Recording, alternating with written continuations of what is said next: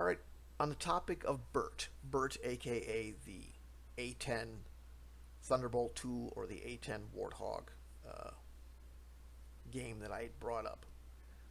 If you're not familiar that I did that or don't know that I did that, I put out a series of polls about products that I had or potential products. Basically, what I've got is I've got a lot of games that are 90% finished, that need polishing, that need development, that need a publisher or self-publisher to be made into a product. So I'm taking two or three at a time, putting them out into polls, seeing what kind of reaction they get, then following up with those people.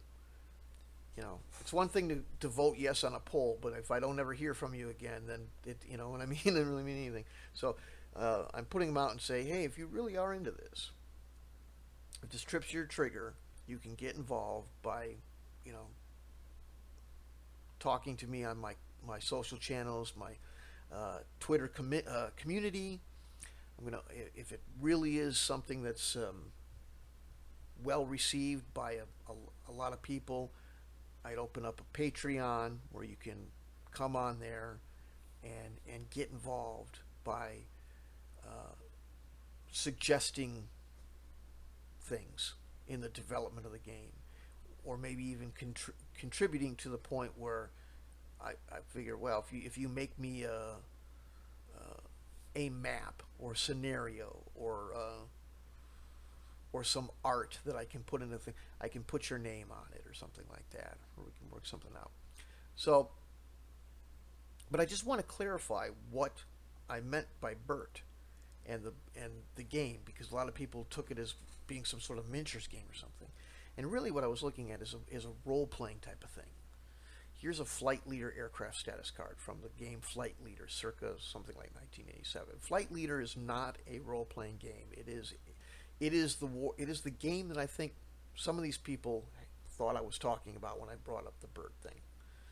And uh, it uses counters. Here's a picture of well, it's hard to see, but anyway, um, it's more along the vein of something that could be used. I've seen people use miniatures for Flight Leader too, which is cool but expensive, and you need a big table.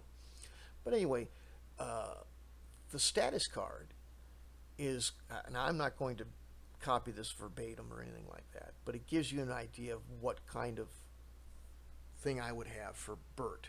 You would have a card similar to this, maybe arranged better, certainly not with all the super detailed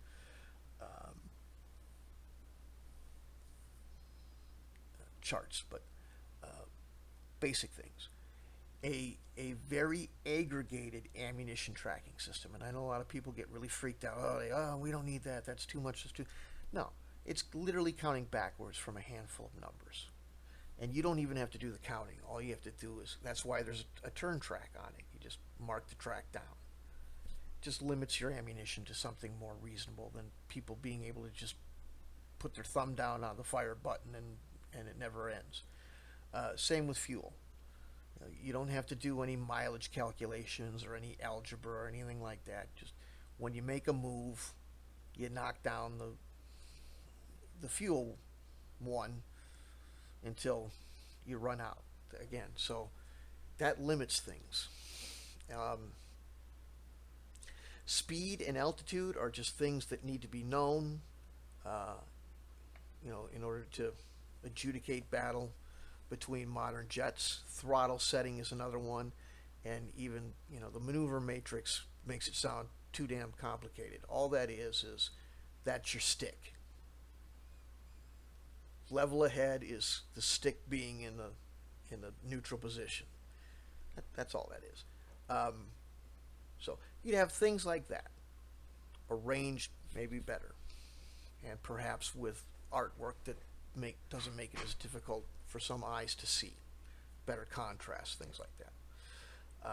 And then another card that would be your threat indicator, your radar, target acquisition, target or fire control, that kind of thing. So it would just show you what you can see around, from the perspective of radar, and your Mark 1 eyeball and stuff like that,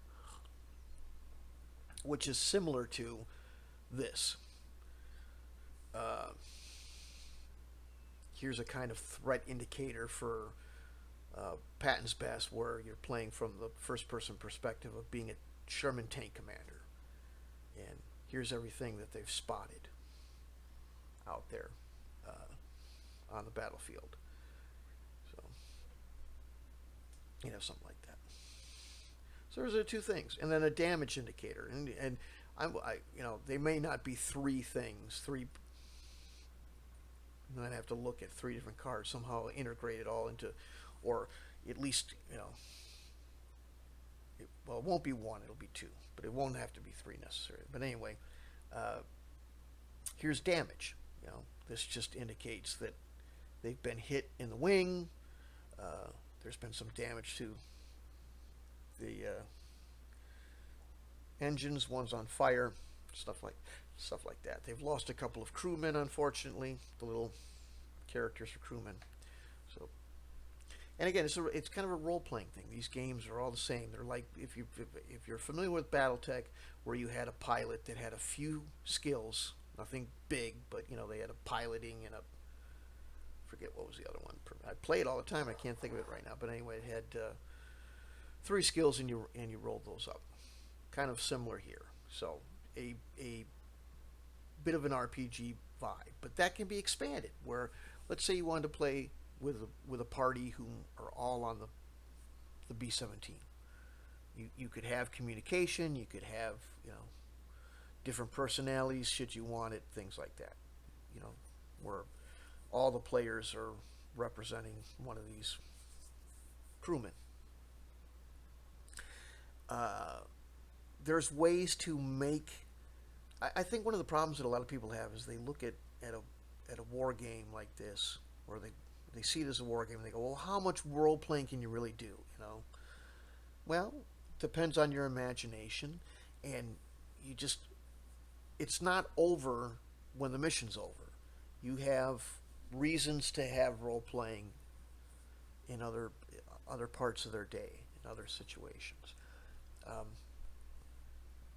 I like the idea of taking role playing to destinations it's not normally associated with. I think there's been ruts grooved into the road of RPG. You know, you've got your fantasy, your sci-fi. Very few people do modern, but there's just a little bit of that. And then your investigative Call of Cthulhu stuff. And that seems to be it. And if you, but you can go other places with it. And that's another thing I'd like to illustrate with these games. But anyway, I just thought I'd make this so that people understood where the A-10 was coming from. It's not a miniatures game. It's a role-playing idea, first-person perspective.